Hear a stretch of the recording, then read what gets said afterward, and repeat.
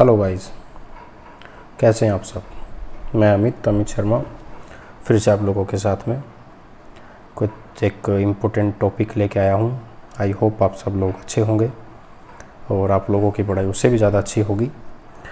तो एक ये न्यूज़पेपर का एक कटिंग है आप लोगों के सामने, जिसमें लिखा है कि RBI permits middle and base layer NBFC to use credit risk mitigation tools. इसका मतलब है कि आरबीआई ने परमिट किया है मिडिल लेयर और बेस लेयर जो है एनबीएफसी को, कि उनका जो भी क्रेडिट रिस्क होता है उसके लेकर वो अपने कुछ खुद से स्टेप्स ले सकते हैं। ये सब चीज़ें इसमें डिस्कस हुई हैं। अब ये तो हुई इस जो आप लोगों के सामने हेडलाइन है उसका। अब इसका मैं तो हेडलाइन का मतलब समझाऊँ तो जैसे कोई एनबीएफसी है जो लोन दे रही है, उस लोन को लेके उसका जो भी रिस्क है उस रिस्क को अवॉइड करने के लिए वो एनबीएफसी अब खुद के द्वारा डिसाइड कुछ से स्टेप्स ले सकती है ताकि वो रिस्क ना हो, उसके लिए रीपेमेंट में कोई प्रॉब्लम ना आए, एनपीए वगैरह जैसे होता है उस टाइप से। तो आरबीआई ने परमिट कर दिया है इन एनबीएफसीज़ को। ये तो हो गया ये इसका मतलब। अब इसमें जो पॉइंट है मिडिल और बेस लेयर एनबीएफसी, शायद ये आप लोगों को नहीं पता होगा। जिन्हें पढ़ रखा है उसको पता है, जो नहीं पढ़ रखा उसको नहीं पता। जिसको नहीं पता उसके लिए मैं ये वीडियो लेके आया हूँ। तो यही इस वीडियो में हम डिस्कस करेंगे कि जो middle layer, base layer, top layer, upper layer, actual में 4 लेयर में डिवाइड किया है आरबीआई ने एनबीएफसीज़ को। वही हम डिस्कस करेंगे कि एक्चुअल में होता क्या है। तो चलो फिर स्टार्ट करते हैं। तो ये आप लोगों के सामने एक चित्र है जिसमें एक 4 टॉप बनाए गए हैं। फर्स्ट पेज पे लिखा है top layer, upper layer, middle layer, base layer. यही चीज़ें हैं जो इस क्वेश्चन के बारे में हम पढ़ने वाले हैं। और इसी पे बेस अब ये हेडलाइन थी जिसमें क्या था कि जो मिडिल लेयर ये वाली, और एक्चुअली इन दोनों को मिडिल लेयर कहा जाता है, अपर लेयर और मिडिल लेयर को, ठीक है। तो मिडिल लेयर जो है और वो सेकंड पॉइंट पे आती है वैसे एज पर हम स्टेज बात करते हैं। तो मिडिल लेयर और जो बेस लेयर है इनको आरबीआई ने परमिट कर दिया है कि अब वो अपने डिसीजन ले सकते हैं। तो इन्हीं के बारे में हम पढ़ेंगे। तो स्टार्ट करते हैं। छोटी सी वीडियो है, काफ़ी इंपॉर्टेंट है लेकिन। The RBI had issued the scale based regulations, जिसको एसबीआर बोलते हैं, एब्रीविएशन एग्जाम में पूछी जा सकती है, ध्यान रहे। Revised regulatory framework for NBFC. और ये कब इशू हुए थे? तो ये 22 अक्टूबर 2021 को इशू हुए थे। ये डेट आप लोगों को याद होनी चाहिए। तो ये जो 22 अक्टूबर 2021 है तो उस टाइम ये फ्रेमवर्क सारे के सारे एनबीएफसीज़ के लिए आए थे। स्केल बेस्ड रेगुलेशंस मींस, इसका मतलब है कि एक लेवल और रहेगा रेगुलेशन का, will be function on the size, जो कि फंक्शन करेगा उस एनबीएफसी के साइज़ के ऊपर। कि किसी एनबीएफसी का जो साइज़ होगा उस साइज़ पे बेस एनबीएफसी को रेगुलेट किया जाएगा बाय द आरबीआई। और उसी स्केल पे बेस्ड एनबीएफसीज़ को अलग अलग लेयर में डिवाइड किया गया है, जिनको नाम दे दिए गए हैं। जिसमें पहला नाम है base layer NBFC. Base layer NBFC की डेफिनेशन की बात करेंगे तो एक ऐसी एनबीएफसी जो कि लोवेस्ट लेयर पे है उसको जाना जाएगा बेस लेयर। और बेस लेयर में कौन सी एनबीएफसी आएगी? Sell comprise of non deposit taking NBFC. एक ऐसी एनबीएफसी जो नॉन डिपॉजिट टेकिंग है, जो डिपॉजिट नहीं लेती हैं, ऐसी एनबीएफसी को शामिल किया जाएगा जिस लेयर में, उसको नाम दिया जाएगा बेस लेयर। और इसकी डेफिनेशन में एक और लाइन, एक ऐसी एनबीएफसी जिसका असेट साइज जो 1000 करोड़ है उससे कम हो। डेफिनेशन हिंदी में बता देता हूँ। बेस लेयर में वो एनबीएफसी होंगी जिनका असेट साइज 1000 करोड़ रुपए से कम, और जो नॉन डिपॉजिट टेकिंग एनबीएफसी होंगी वो एनबीएफसी बेस लेयर एनबीएफसीज में आएंगी। क्लियर है। नेक्स्ट है इसमें middle layer NBFC.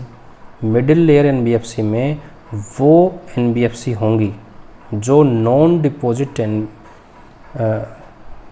Deposit taking NBFC हैं और जिनका साइज जो होगा वो 1000 करोड़ या उससे ज़्यादा होगा। क्लियर है।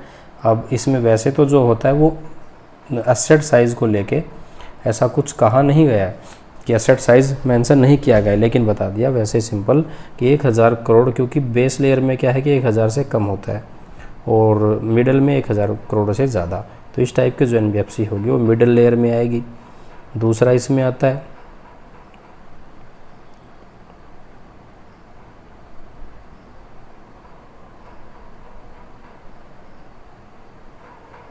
जस्ट ऐसा कि इसमें ये गलत है, यहाँ पे नॉन नहीं डिपॉजिट टेकिंग आएगा, सॉरी ये मुझे डाउट हो रहा था। हाँ जी, मिडिल लेयर में वो एनबीएफसी होंगी जो डिपॉजिट टेकिंग एनबीएफसी होंगी और जिनका असेट साइज 1000 करोड़ या उससे ज़्यादा होगा। इस टाइप के जो एनबीएफसी होंगी वो एनबीएफसी मिडिल लेयर एनबीएफसी में आएंगी। नेक्स्ट है upper layer NBFC. Upper layer NBFC में वो एनबीएफसी होंगी जिनको स्पेसिफिकली आइडेंटिफाई किया जाएगा बाय द आरबीआई। क्या मतलब, डेफिनेशन आप लोग पढ़ सकते हैं, मैं पढ़ बता देता हूँ, फिर मोटी मोटी भाषा में बताता हूँ। Warranting and enhanced regulatory requirement based on a set of parameter and methodology as provided in the appendix of the circular. Definition थोड़ी सी हार्ड हो जाती है, इसको अगर डिस्क्राइब करूँगा तो शायद समझ में ना आए, लेकिन एक मोटी भाषा में समझाता हूँ। अपर लेयर एनबीएफसी वो एनबीएफसी होंगी जिनको आइडेंटिफाई कर लिया आरबीआई ने कि ये कुछ एनबीएफसी हैं जो वो सिस्टमेटिकली इम्पोर्टेंट हैं मार्केट के लिए, या फिर ऐसी एनबीएफसी जिन एनबीएफसीज़ का मार्केट शेयर सबसे ज़्यादा है, जिनका शेयर मार्केट में बहुत ज़्यादा हो, जिन्होंने मार्केट में बहुत ज़्यादा लैंडिंग कर रखी हो।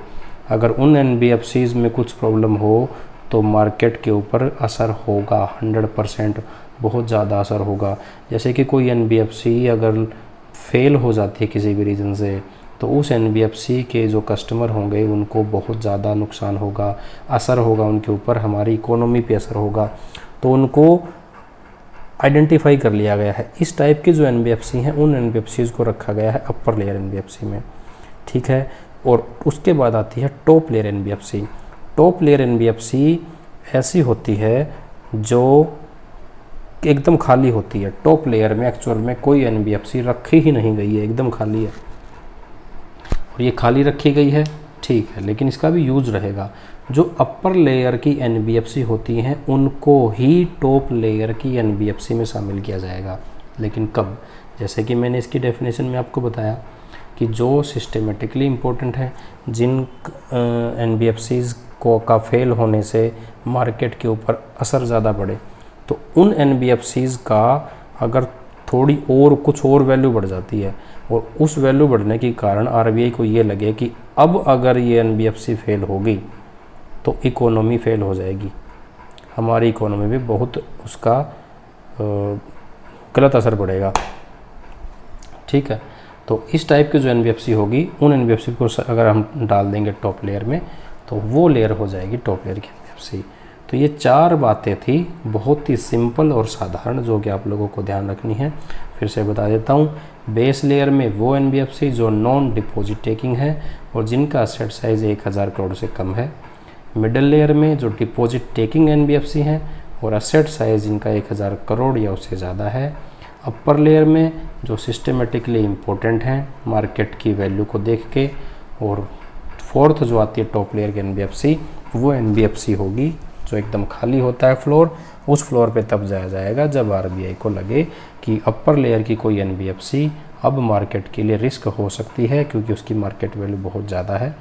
ये 4 टाइप के अलग अलग ऐसी एनबीएफसी की लेयर हैं। और जो करंट का जो क्वेश्चन था, अब इसने आरबीआई ने क्या किया कि जो मिडिल और बेस लेयर की एनबीएफसी हैं उन एनबीएफसी को कुछ परमिशन दी हैं कि जो भी वो रिस्क रहता है उनका, उस रिस्क को लेके अपने खुद के स्टेप्स ले सकते हैं, ठीक है जी। तो ये कुछ खास इम्पोर्टेंट पॉइंट थे हमारे एग्ज़ाम को लेके जो भी अभी हम लोगों ने डिस्कस किए। आई होप आप लोगों को समझ आए होंगे। यहाँ से फिर भी अगर आप लोगों का कोई डाउट रहता है तो आप मुझे कमेंट बॉक्स में कमेंट कर सकते हैं, ठीक है जी। तो आप लोगों का बहुत बहुत धन्यवाद वीडियो देखने के लिए। एक रिक्वेस्ट, आप प्लीज़ वीडियो को शेयर कर दीजिए और चैनल को सब्सक्राइब कर लीजिए और टेलीग्राम चैनल को ज्वाइन कर लीजिए, क्योंकि मैं सारी की सारी PDF फॉर्म आप लोगों को यहाँ पे दूंगा। जैसे कि ये वीडियो है, इसकी भी PDF फॉर्म आप लोगों को वहाँ पे मिलेगी, ठीक है जी। तो आज के लिए मेरी साइड से इस वीडियो में इतना ही रहेगा।